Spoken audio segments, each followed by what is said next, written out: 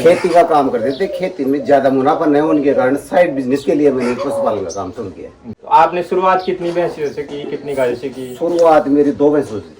मुर्रा नस्ल अपने बढ़िया सेट हो तो इसका कितना क्या दूध है? 12 लीटर के आसपास दूध है। और कौन से ब्यात की है ये? दूसरे ब्यात की। भैंसों में शरीर आने का 3 ही कारण होते हैं। क्या क्या? या तो बड़ी आंत में इन्फेक्शन होता है जी, या छोटा बुखार होता है जी, या गर्भाशय में कोई दिक्कत होती है। तो ज्यादातर जी हम होम्योपैथी की दवाइयाँ काम में लेते हैं जिनका साइड इफेक्ट नहीं होता है और बढ़िया कारगर है। हमारे 99% कारगर है। मेरी भैंसों का दूध लगभग 8.5 के लगभग फैट आते हैं जी। उनमें से 70 रुपए के आसपास तो मेरे भैंस का दूध पड़ता है। फैट के हिसाब से दूध बिकता है जी। गायों का मेरा 4.25 फैट का एवरेज जी, वो लगभग 40 रुपए किलो बिक जाएगा। फीड में मैं हमेशा साबुत अनाज खरीदता हूँ जी, जिनमें बाजरा है, गेहूं है, मक्का है जी, सरसों है, ये साबुत खरीदता हूँ। मेरी चक्की से इनको जैसे सरकारी नौकरी में 8-10 घंटे काम करना था उसी तरीके से अगर 8-10 घंटे इस धंधे को दिए जाए ना तो फैलने होने का कोई कारण नहीं है जी।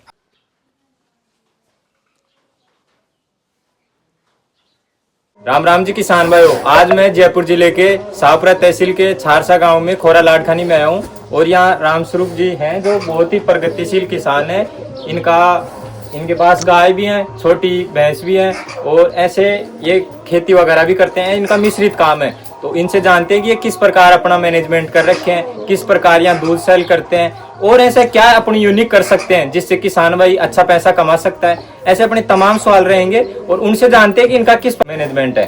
तो रामस्वरूप जी, राम राम जी। राम राम साहब। तो सर पहले तो आप अपना नाम बताइए और अपनी फार्म की लोकेशन बताइए हमारे दर्शकों को। मेरा नाम रामस्वरूप जाट है, गाँव अनपुरा है, पंचायत खोरा लाड़खानी है, तहसील छापरा, जिला जयपुर। तो सर आप कितने दिन से पशुपालन का काम कर रहे हो? मेरा पशुपालन का काम लगभग 7 साल से चल रहा है। तो सर आप पशुपालन में किस प्रकार आए? पहले और कुछ भी करते थे या डायरेक्ट पशुपालन? खेती का काम करते थे, खेती में ज्यादा मुनाफा नहीं होने के कारण साइड बिजनेस के लिए मैंने पशुपालन का काम शुरू किया। जी। तो आपने शुरुआत कितनी भैंसियों से की, कितनी गायों से की? शुरुआत मेरी 2 भैंसों से। जी। फिर गाय वगैरह? धीरे धीरे बच्चे तैयार करके मैंने मेरी नस्ल के पशु तैयार किए। तो सर जैसे आप पशुपालन का काम किए तो जैसे कोई जो लोग सेटअप लगाते हैं पहले टेंट वगैरह, वैसे आपने किया या डायरेक्ट नॉर्मल स्तर से? नॉर्मल स्तर से, क्योंकि किसान वर्ग से आते हैं हम तो जी कुछ तो जानते हैं इसके बारे में। जी। तो आपने कुछ पशुपालन की ट्रेनिंग वगैरह ली है यहीं से जानकारी? यहीं से जानकारी लगभग जहाँ देखने को अच्छा मिलता है वहाँ जाके देखता हूँ। अच्छा। तो सर आप अपनी भैंसों के बारे में बताइए, कौन सी आपके पास नस्ल है और कितना क्या इसका दूध है, ऐसे हमारे को बताइए।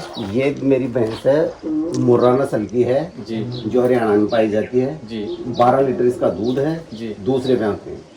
तो सर जैसे यहाँ अपने यहाँ के क्लाइमेट के हिसाब से भैंस बेस्ट रहती है। मुर्रा नस्ल अपने बढ़िया सेट हो जाती तो इसका कितना क्या दूध है? 12 लीटर के आसपास दूध है। और कौन से ब्यात की है ये? दूसरे ब्याह की। जी। जैसे और बताइए हमारे को। ये देसी नस्ल, थोड़ा आप भी पास आइए।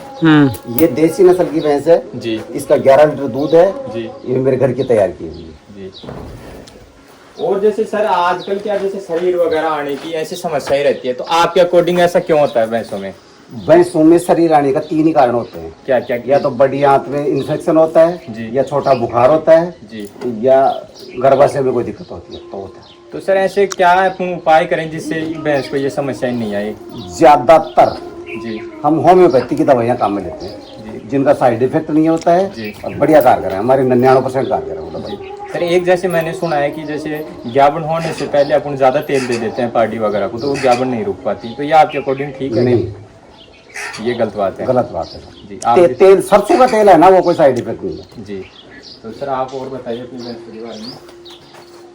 ये मिक्स है जी, मुर्रा और देसी की मिक्स है। जी। ये हमारे घर की क्रॉसिंग है। तो जैसे सर आज इसको सेल करो तो किस प्राइस में सेल करो?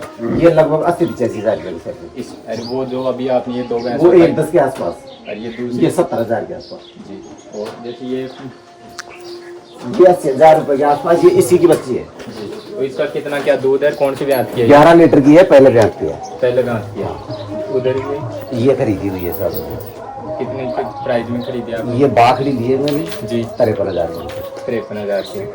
तो सर जैसे आजकल जो डेयरी वाले होते हैं, हाँ जी, जैसे मैंने और भी विजिट किया तो वो क्या करते हैं, जैसे छोटे बच्चे होते हैं तो उनको नहीं रखते, वो या तो छोटों को सेल कर देते हैं। आप रखते हो या बेच देते हो? रखते हैं साहब। तो जो फीमेल काफ होते हैं ना जी, उनको तो हम रखते हैं। अगर पशुपालन में अगर मेरे हिसाब से देखा जाए जी, तो अगर फीमेल काफ अगर वो तैयार नहीं करेगा पशुपालक तो आगे नहीं बढ़ेगा। अच्छा, अब आगे नहीं बढ़ पाएगा या प्रॉफिट भी नहीं होगा। प्रॉफिट नहीं जी, उसको फिर खरीदनी पड़ेंगी। हाँ।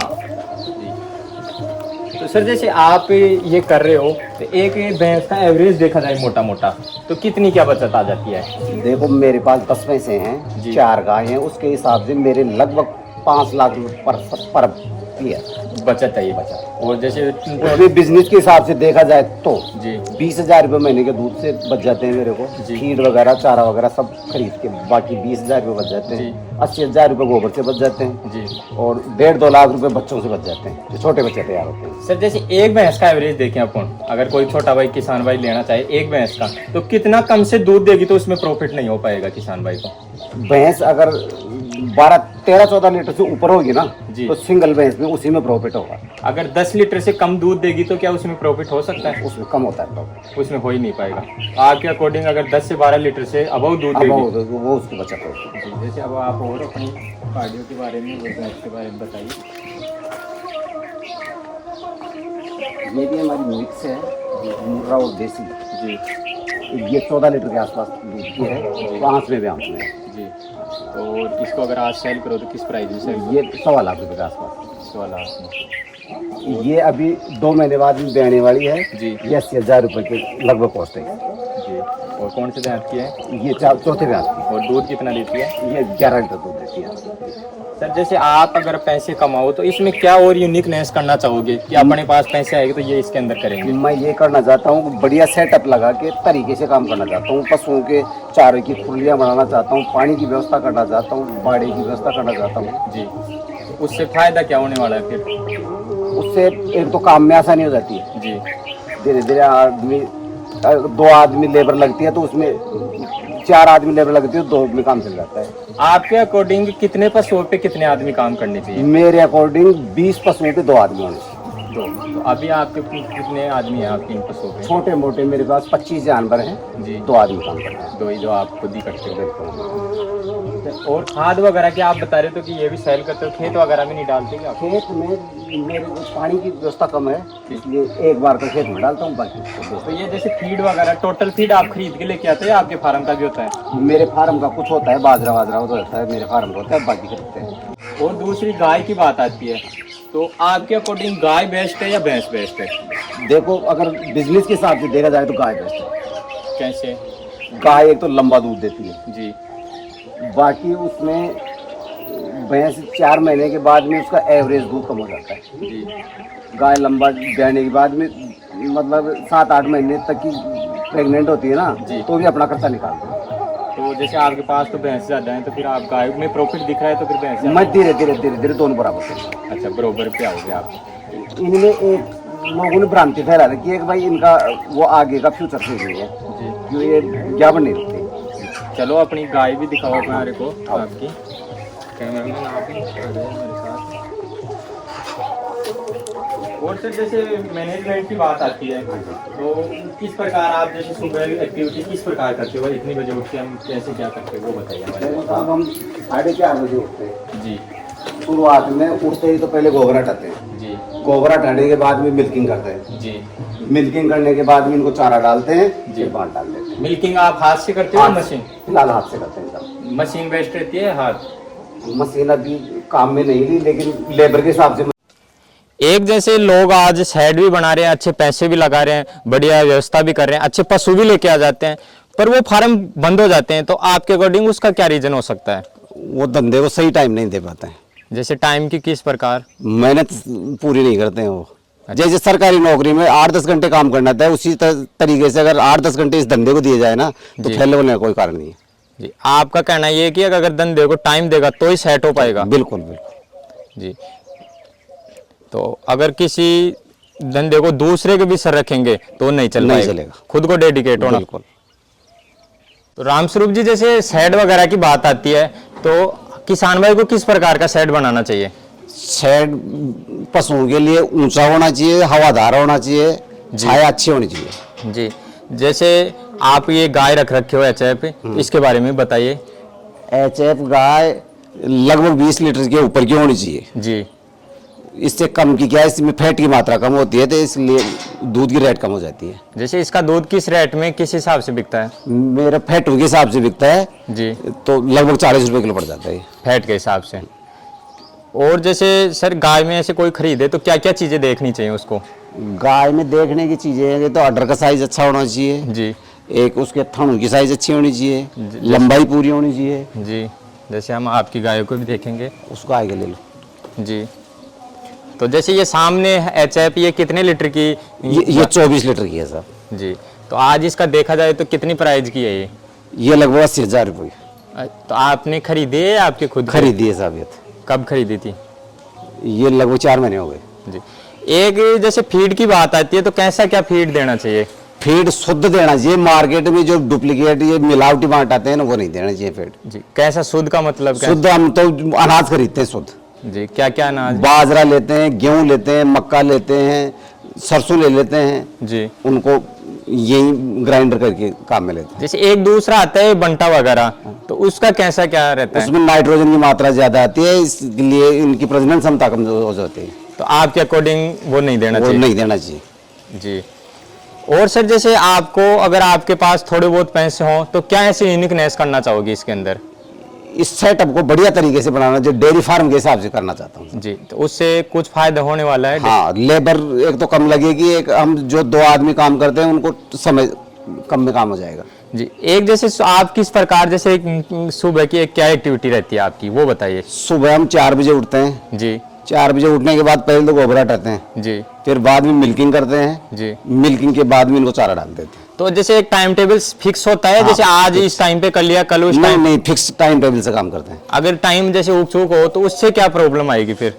ये भैंसों में क्या है, उनका टाइम अगर उग चुका हो जाएगा तो दूध देने में कई भैंसें जो उग चुक कर जाती हैं। जी, तो जैसे अगर आप 20 पशुओं का दूध कितनी देर में निकाल लेते हो? हमेशा सारी तो दूध नहीं देती हैं, कुछ ड्राई भी रहती हैं इनमें से। जी। तो लगभग 1.5 घंटे में हम कंप्लीट कर लेते हैं। 1.5 घंटे के अंदर।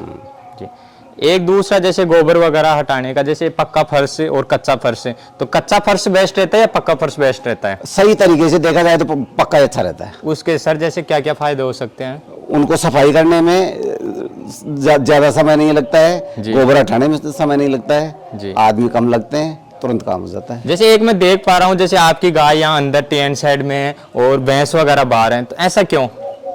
वो छाया, पेड़ों की छाया है ना, उसकी वजह से भैंस उबार रखा है। जी, एक मेरे अकॉर्डिंग या आपके पास सेटअप कम है तो वो भी हो सकता हाँ। है। जैसे एक गर्मी की बात आती है तो ये HF गर्मी में थोड़ी हाँ, इसमें हीट स्ट्रोक की प्रॉब्लम होती है। तो उसमें कैसे क्या फिर ध्यान रखना? हीट स्ट्रोक, एक तो इनको ठंडे स्थान पर रखना चाहिए, सुबह जरूर नहलाना चाहिए गाय को जी, डेली। दिल्ली। जी, और सर जैसे लोन वगैरह ऐसे कुछ आपके ऐसे सुविधाओं के बारे में आपको कैसे क्या पता चलता है, या कौन सी आपके लिए गवर्नमेंट ऐसा क्या करे जिससे फायदा हो? फिलहाल गवर्नमेंट से कोई फायदा नहीं मिला साहब। तो आप चाहोगे कि जैसे कुछ हाँ, बिल्कुल बिल्कुल चाहेंगे। कैसा फायदा चाहिए आपको? भाई ऐसा कम ब्याज पे हमें लोन मिल जाए ना, जी। तो हम धंधे को आगे ले जाना चाहते हैं। जी, जरूर हम आपकी बात आगे तक पहुंचाएंगे। कौन सी बेस्ट रहती है, HF रहती है या और दूसरी? HF दूध का प्रोडक्शन ज्यादा होता है इनका। जी, आजकल जैसे साहिवाल वगैरह, गिर गाय वगैरह ऐसे भी रख रहे वो भी उन पे भी काम कर रहे हैं, लेकिन मैं फिलहाल मेरे पास है HF। हैं। और आप जैसे दूध वगैरह वो कहाँ सेल करते हो? सरस डेयरी में। वो किस रेट पे किस हिसाब से बेचते हो?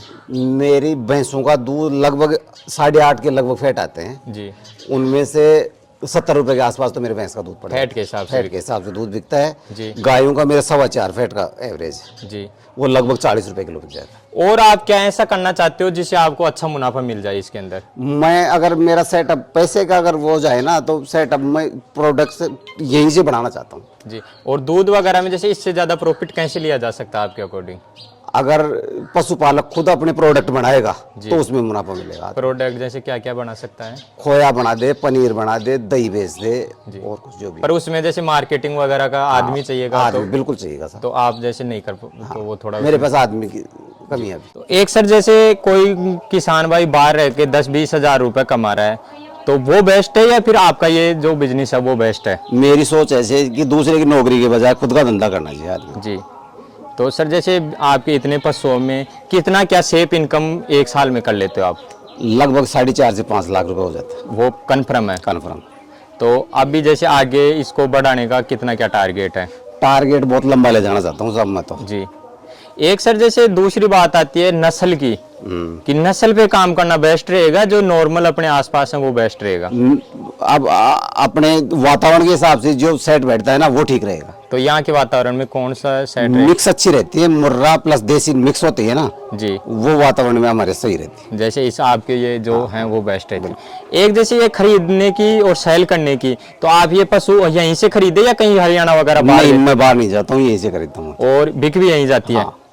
तो ये आपकी अच्छी बात है कि किसान भाई को ऐसा काम करना चाहिए जो पास से तुरंत सेल हो जाए। आसपास जो चीजें सेल हो जाएं वो ही ठीक रहता है। किसान भाइयों, अगर आपको वीडियो अच्छा लगे तो और किसान भाइयों तक भी पहुंचाएं, और राम स्वरूप जी की तरह अगर अच्छे मैनेजमेंट की तरह काम करोगे तो आप भी अच्छा प्रॉफिट ले सकते हो। राम राम जी। राम राम से।